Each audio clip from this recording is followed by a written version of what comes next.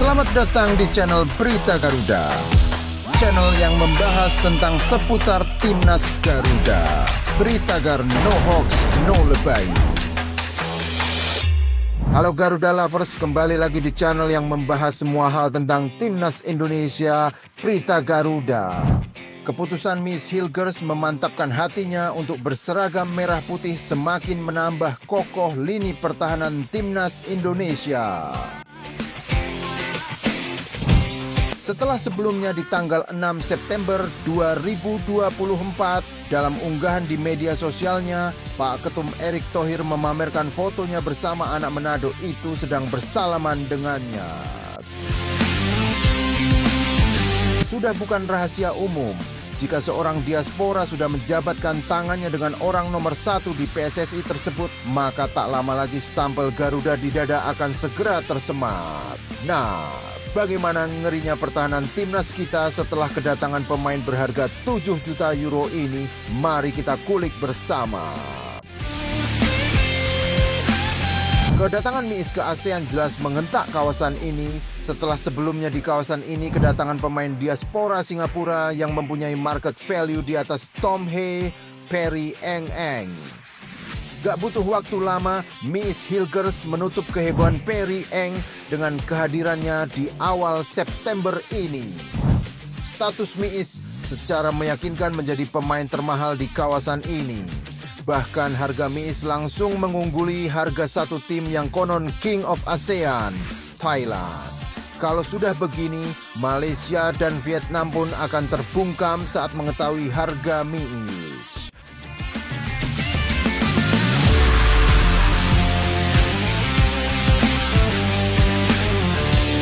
Miis yang bermain untuk 20 FC di musim ini mempunyai statistik ngeri di era divisi Belanda, yang dalam tanda kutip mau membela negara berperingkat 130-an dunia. Bahkan di musim ini, klub si Miis ini akan bertandang ke Old Trafford di Liga Eropa loh. Sejarah baru nih, ada anak Indonesia yang akan menginjak rumput Stadion Theatre of Dreams di kompetisi resmi Eropa. Catat tanggalnya ya guys, di bulan ini di tanggal 26 September 2024, Miis akan hadir di sana jika tidak ada aral melintang menghadapi tim racikan Erik ten Hag yang sedang terpongkeng di liga domestik. Kalau aku sih gasken, nobar rame-rame karena ada Indonesianya coy. Kepindahan ini bisa dikatakan kepindahan yang bisa dimaklumi. Apakah itu? Yaitu persaingan keras di timnas Belanda. Di De Oranje saat ini sedang banjir bek-bek berkualitas. Di sana tentu saja ada Van Dijk dan Jurien Timber yang pasti akan menetap lama di timnas Belanda. Hal ini tentu menjadi pertimbangan serius bagi Miss. Belanda seperti tidak merasa kehilangan atas kepindahan ini. Nah, kalau oleh Romeni itu baru masalah, karena problem striker ternyata tidak hanya dihadapi timnas Indonesia, tetapi Belanda pun mengalami problem yang sama. Jika oleh masuk, maka jadi berkah bagi timnas. Jangan khawatir guys, istilah pepatah oleh tak ada, Zylstra pun jadi.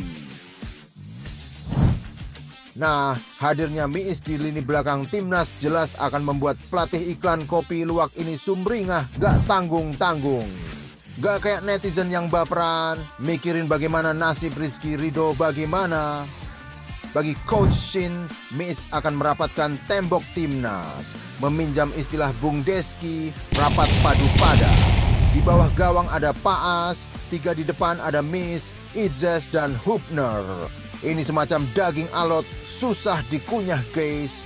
Kembali ke Ridho, bagaimanakah selanjutnya nasib Ridho?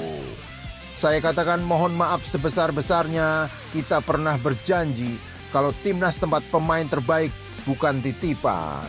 Miis adalah pemain terbaik YG dimiliki Garuda saat ini, jadi membangku cadangkan Miis seperti ibarat kata mengkandangkan Lamborghini di garasi. Betul apa betul statement saya di atas? Lamborghini itu enaknya buat flexing, buat naikin confidence dan status kita. Jadi Mas Rido yang sebenarnya main yang nggak jelek-jelek amat sebaiknya mengalah untuk MIS. Suatu saat Rido diturunkan di menit 80 saat kita sudah unggul 2-3-0. Atau sebagai pemain pilihan utama di Piala Ciki Ciki Boom Boom, oh ideal banget.